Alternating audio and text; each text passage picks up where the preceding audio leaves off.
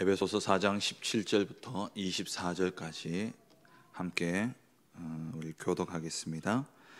그러므로 내가 이것을 말하며 주 안에서 증언하노니 이제부터 너희는 이방인이 그 마음에 허망한 것으로 행함같이 행하지 말라.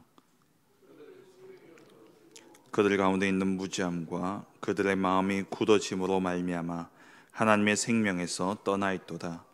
그들이 감각 없는 자가 되어 자신을 방탕에 방임하여 모든 더러운 것을 욕심으로 행하되 오직 너희는 그리스도를 그같이 배우지 아니하였느니라. 진리가 예수 안에 있는 것 같이 너희가 참으로 그에게서 듣고 또한 그 안에서 가르침을 받았을진데 너희는 유혹의 욕심을 따라 썩어져가는 구습을 따르는 옛 사람을 벗어버리고 오직 너희의 심령이 새롭게 되어 하나님을 따라 의와 진리의 거룩함으로 지으심을 받은 새 사람을 입으라. 아멘. 성경은 여러 장르로 이렇게 기록되어져 있습니다. 우리가 성경을 볼 때에 그냥 우리가 성경을 하루에 3장씩, 주일날 4장씩 그렇게 읽으면 성경을 1년에 일독한다. 그래서 성경을 이렇게 많이 읽죠. 그런데 우리가 성경을 읽을 때에 사실은 성경이 쓰여진 그러한 장르에 맞춰서 성경을 읽는 것이 참 중요합니다. 그 말은 뭐냐니까 시편 같은 경우에는 한 장 한 장이 한 편의 시입니다. 그렇다면 시는 깊이 생각을 하고 또 묵상을 하고 그 속에 숨겨져 있는 그러한 의미들을 찾아내야 되는 것이죠. 그리고 또 역사서 같은 경우에는 한 사건 한 사건의 그러한 사건에 맞게 성경을 읽는 게 또 중요합니다. 하루에 3장씩 읽으면 예를 들어서 다윗이 골리앗 앞에 서서 이제 싸우려고 하는 거기에 3장씩 읽다 보니까는 그게 이제 골리앗을 쓰러뜨리려는 그 직전까지 딱 읽고 3장 읽었다 하고 끝내는 것보다 그 사건 끝까지 읽는 게 더 이렇게 의미가 우리에게 전달되어 있는 게 많죠. 그렇다면은 우리가 에베소서 같은 경우에는 에베소 교회에 보낸 편지입니다.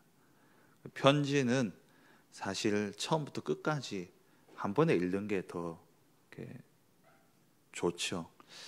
근데 우리가 편지이기 때문에 편지를 우리가 끊어서 읽는 사람은 사실 없지 않습니까? 그럼 에베소서 이번 주에 여러분들 1장부터 6장까지 한 번에 쭉 한번 읽어보시기 바랍니다.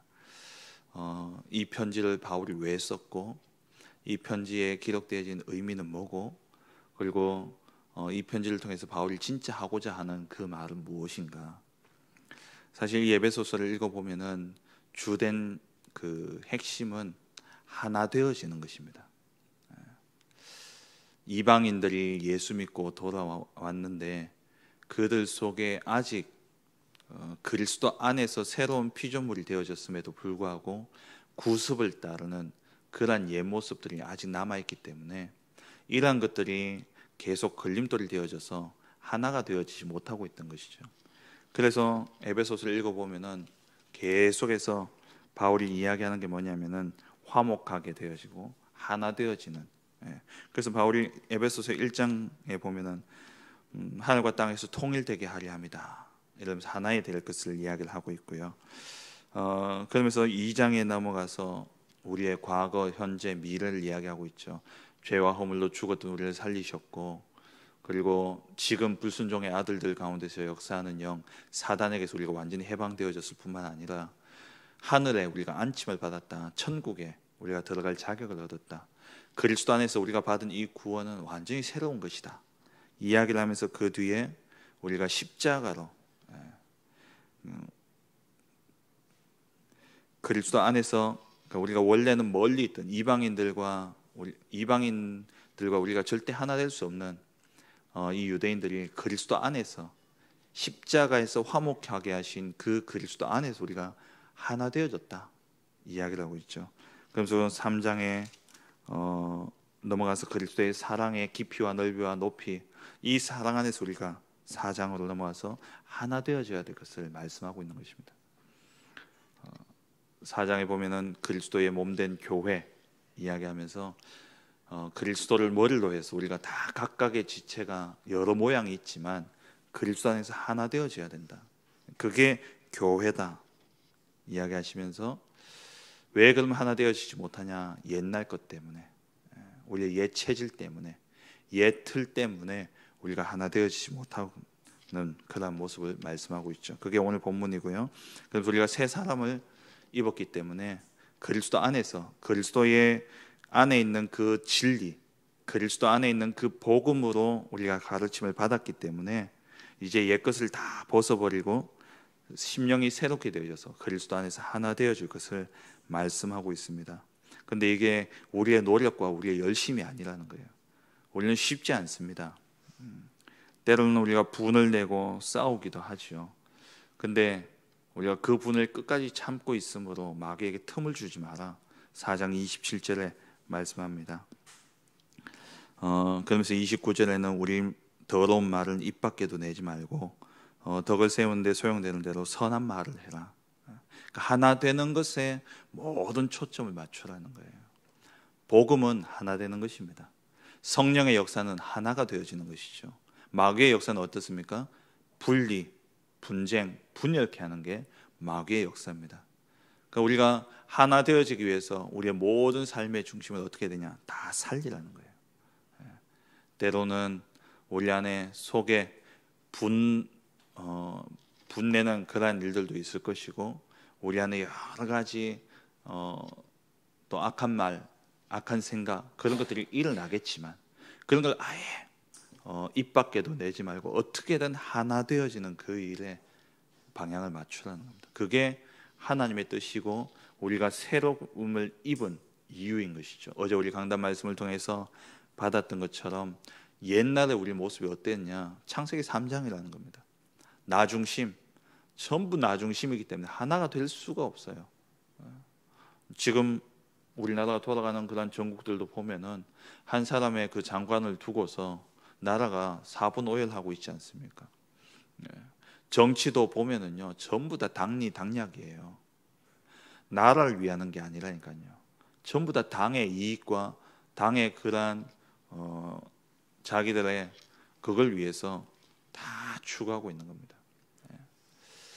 제가 만나본 정치인들 가운데 입은 다 나를 위한다, 국민을 위한다 라고 하는데 정작 서서 하는 일을 보면은 전부 다 자기 당에 유익하냐 유익하지 않냐 그거 보는 거예요.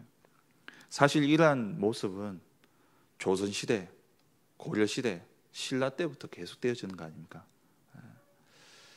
뭐 옛날 예전에 제가 봤던 영화에 잊지 못할 장면이 하나 있는데요. 제가 자주 이야기했습니다마는 뭐 구름을 가린 달인가, 그러니까 달을 가린 구름인가 뭐 하여튼 뭐 그런 영화였는데 그게 어떤 장면이 나오냐니까 그 율곡이 선생이 그 1만 양성 그 군대를 이제 뭐 이렇게 양성해야 된다. 일본이 쳐들어올 거기 때문에 뭐 이런 이야기했죠. 그러니까 그 왕 앞에서 한쪽은 절대 외놈이 쳐들어오지 않는다는 겁니다. 그러니까 한쪽은 이 외놈이 쳐들어오기 때문에 군대를 양성해야 된다는 거예요.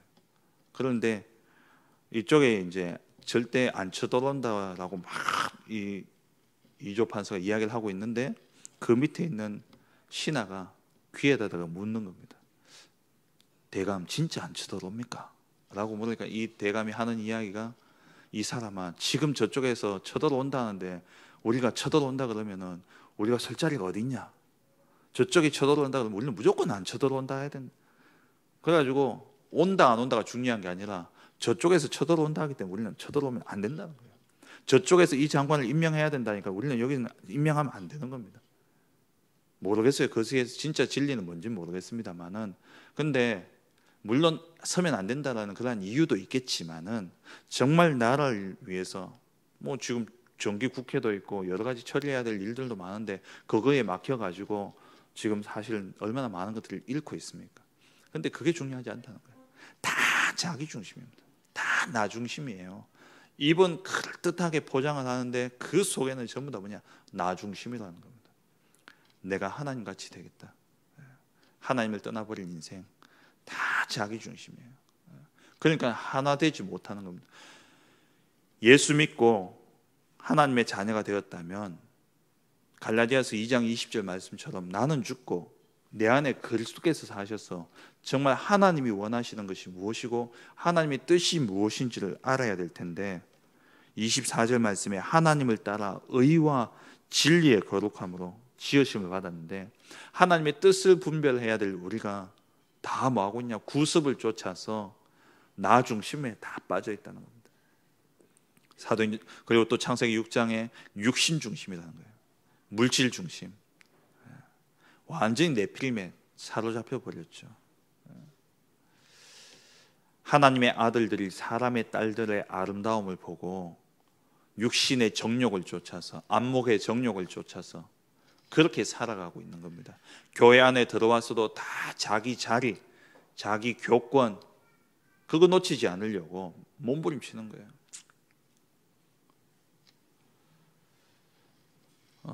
우리 이 전도운동이 2단으로 정죄받고 그랬을 때에 96년, 97년 이때 아닙니까? 제가 그때 대구 신학교를 다니고 있었는데 제가 뭐 이렇게 수업하다 보면 교수님들이 묻잖아요. 어느 교회 다니냐? 제가 송영교회 다닌다 하니까 이 교수님이 박지원 목사 그 다락방 2단 아니냐고 그러면서 저보고 나와야 된다는 거예요.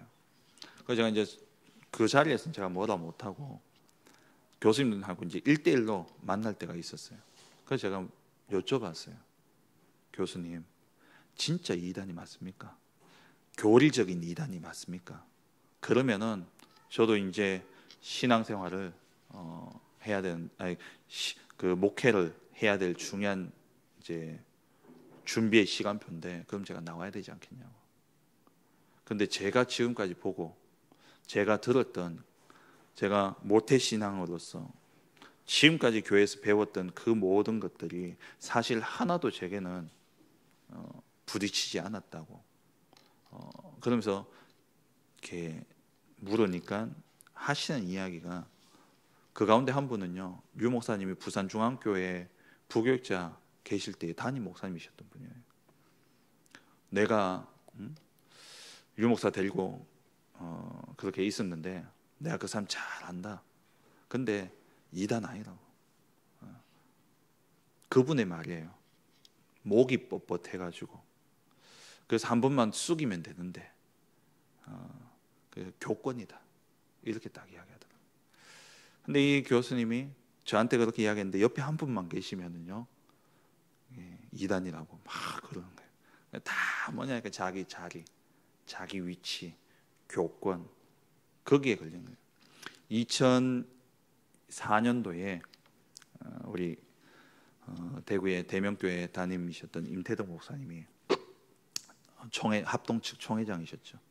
그때 우리 합동과 개혁교단을 우리 다락방 전도총회를 영입하려고 이제 1만 교회 운동 이래가지고 영입하려고 그렇게 했었어요. 그때 모여가지고 유 목사님도 그 모임에 가고 그랬을 때 그때 한창 영입까지 되려고 하던 차에 젊은 목사님이 나오셔가지고 그런 이야기를 하셨죠. 지금 풀면 우리 교회 다 무너진다. 아닌가 아는데 지금 그러면 안 된다. 이제 그랬다는 거예요. 그래서 이제 그게 무마됐는데 다 뭐냐 그 진리의 문제가 아니라는 겁니다. 내 자리, 내 교권, 거기에 다 걸려지는 거예요. 결국 우리가 예수 믿고 하나님의 자녀가 되었다 함에도 우리가 선택할 때 결국에는 뭘 선택하느냐? 복음이 아니라니까요. 내 위치, 내 자리, 내 유익. 그러면 이게 그 사람들의 모습이냐? 이게 에베소 교회만의 모습이냐? 저도 똑같다라는 겁니다. 나도 우리 안에 나도 이 복음으로 충만하지 않으면은 이게 나와요. 스물스물 올라온다니까요. 그래서 에베소서 5장 17절에 보면 18절에 보면은 술 취하지 말라 이는 방탕한 것이니 성령 충만함을 받으라 그래요. 우리가 받아야 될 것은 성령으로 충만함을 받아야 됩니다. 우리가 성령 충만함을 받지 않으면은 내 안에 옛것이 나오게 돼 있어요. 지난번에 말씀드렸지 않습니까? 로마서 7장에 보면 사도 바울이 오호라 나는 공고한 자로다. 이 사망의 몸에서 누가 나를 건져내랴. 이 전도자 바울 얼마나 많은 일을 행했고 얼마나 많은 이적을 일으켰고 얼마나 많은 교회를 세웠습니까? 얼마나 많은 지역에 복음을 증거했던 전도자입니까? 근데 이 바울이 마지막 순간까지 치열하게 싸웠던 게 뭐냐니까 내 안에 나도 모르게 마음은 이 하나님의 법을 따르기를 원하는데 이 육신이 연약해 가지고 자꾸 죄의 법을 따른다는 거예요. 그래서 에베소서 6장에 가서도 마지막에 가서 우리에게 당부하는 게 뭡니까? 영적 싸움 싸우라는 거예요. 하나님의 전신갑주를 입고 싸우라는 겁니다. 영적 싸움에 우리가 물론 이긴 싸움입니다. 결과는 나와 있어요. 예수 그리스도로 말미암아 우리는 반드시 승리합니다. 근데 그 과정에서 우리는 뭐 해야 되냐? 속지 말아야 돼요. 우리 안에 우리가 육신을 가지고 있는 한 창세기 3장, 6장, 11장의 이 구습을 따르는 옛 모습은 계속 나오게 되어 있습니다. 성공 중심, 창세기 11장에 바벨탑을 쌓아서 우리 이름을 온 지면에 내자. 이생의 자랑, 그게 하나님 떠난 오랫동안 각인 뿌린 체질되어져 있는 우리의 모습인데 이게 계속 우리를 괴롭히게 되어 있어요. 그래서 에베소서 1장부터 6장까지 계속 읽어보면은 성령으로 하나 되어라. 우리가 성령의 충만함을 받아라. 성령을 근심하게 하지 마라. 그러면서 에베소서 6장 18절에 뭐랍니까? 깨어서 기도해라. 성령으로 깨어 간구해라. 그래요. 우리의 삶에 진짜 성령 충만 받아야 됩니다. 나는 죽고 내 안에 계신 그리스도께서 살아야 돼요. 오늘 21절에 말씀하는 것처럼 진리가 예수 안에 있는 것 같이 진리는 예수 안에 있습니다. 너희가 참으로 그에게서 듣고 또한 그 안에서 가르침을 받았을진데, 그리스도로 가르침을 받고 그리스도를 믿어서 구원받았는데 우리는 어떻게 하냐? 유혹의 욕심을 따라 썩어져가는 구습을 따르는 옛사람의 모습이 아직도 있다는 거예요. 계속 나오게 됩니다. 신앙생활에 우리가 안전은 없습니다. 늘 싸워야 돼요. 에베소서 6장에 하나님의 전신갑주를 입고 끝까지 싸워야 됩니다. 그렇다면 우리가 이런 싸움으로 새 사람을 입어야 될진데 우리가 입어야 될 그 새 사람은 어떻습니까? 그리스도 안에서 21절에 그리스도 안에서 우리가 배움을 받은 대로 정말 복음으로 우리가 충만함을 입어야 된다는 것이죠. 복음 외의 것은 다 버려야 됩니다. 결정적인 선택을 할 때에 여러분 스스로 한번 물어보시기 바랍니다. 이게 나를 위한 건가? 내 자존심 때문에 그러는 게 아닌가? 내가 진짜 복음 때문에 내가 이 말을 하나? 내가 복음 때문에 이런 선택을 하는가? 내가 복음 때문에 이 사람에게 이런 이야기를 하고 이런 결정을 하는가? 아니면 나를 위한 건가? 내 자존심 때문인가? 아니면 내 육신의 이익 때문인가? 한 번만 질문하고 생각하고 행동하시고 말을 하시기 바랍니다. 대부분이요, 복음 하면서도 결정적인 순간에는요 내 자존심이 딱 걸려버려요. 결정적인 순간에 뭐가 걸리냐? 내 이익이 걸려버린다니까요. 와, 정말 야 저분은 복음이다 생각했는데 결정적인 순간에 뭐가 냐니까 자기 자존심에 딱 걸려가지고 결국에는 싸우고 분쟁하고 섭섭하고 걸려버립니다. 마귀에게 틈을 주지 마시기 바랍니다. 성령으로 충만함을 입어야 됩니다. 복음 외의 것은 다 버려야 돼요. 그래서 우리의 모든 삶의 중심 방향은 뭐에 맞춰져야 되냐? 부활 메시지에 맞춰져야 됩니다. 모든 민족으로 제자를 삼아야 돼요. 그리고 마가복음 16장 다 살리는 선택을 해야 됩니다. 모두를 살리는 선택을 해야 돼요. 맞고 틀리고의 말을 우리는 하는 게 아닙니다. 신앙생활에서 옳다 그르다의 말을 해서는 안 돼요. 어떤 말을 해야 되냐? 살리는 말을 해야 됩니다. 저 사람이 실수했어요. 저 사람이 잘못했어요. 물론 바르게 가르쳐야 되는 게 맞습니다. 근데 바르게 가르칠 때도 시간표를 봐야 돼요. 내가 지금 이 말을 했을 때 저 사람이 살 수 있냐? 아무리 옳은 말도 그 사람이 들을 준비가 안 되었을 때는요, 잔소리고, 그리고 오히려 싸움과 갈등과 분쟁을 일으키는 겁니다. 필요한 말을 해서는 안 됩니다. 우리가 그 필요한 말들도 우리가 어떻습니까? 저 사람을 봤을 때 저 사람 꼭 필요한 말이다 해서 우리가 해주는데 이 사람은 들을 준비가 안 돼 있어요. 들으려고도 하지 않아요. 그러면은 필요한 게 아니에요. 그거는 불필요한 말입니다. 내가 생각하기에 필요한 말이죠. 살리는 선택을 하셔야 됩니다. 정말 저 사람을 어떻게 살릴까? 정말 저 사람을 살려야 되는데, 저 사람 진짜 복음으로 살아나야 되는데, 그러면은 시간표가 보여요. 지금 해야 될 말인지 아니면 안 해야 될 말인지, 옳은 말이 아니라, 맞는 말이 아니라 살리는 말. 그래서 시간표를 봐야 돼요. 모든 사람을 치유해야 됩니다. 살려야 되는 것이죠. 그리고 요한복음 21장에 우리는 후대 렘넌트를 살려야 됩니다. 정말 우리가 가진 이 복음이 중요하다면 이 복음이 우리 대에서 끝나면 안 되지 않습니까? 우리 후대를 살리는 일에, 렘넌트 살리는 이 일에 모든 방향이 맞춰져야 됩니다. 그리고 꼭 어린 렘넌트를 말하는 게 아니죠. 이제 신앙생활 시작하는 새 가족들, 그들을 우리가 다 살려야 됩니다. 먹여야 돼요. 그리고 사도행전 1장 8절 땅끝까지 증인되리라. 그래서 우리는 다민족 TCK 사역, 여기에 우리가 방향을 맞춰야 됩니다. 정말 우리 후대들을 살려야 되고, 그리고 또 우리 다민족들을 땅끝까지 증인되는 이 일에 우리가 모든 방향을 맞춰야 됩니다. 그때에 우리가 옛것을 버리고 새 것을 취할 수 있는 것이죠. 목표가 분명하면은, 내가 반드시 이루어야 될 목표가 분명하면요, 오늘 내가 하지 말아야 될 것을 알게 됩니다.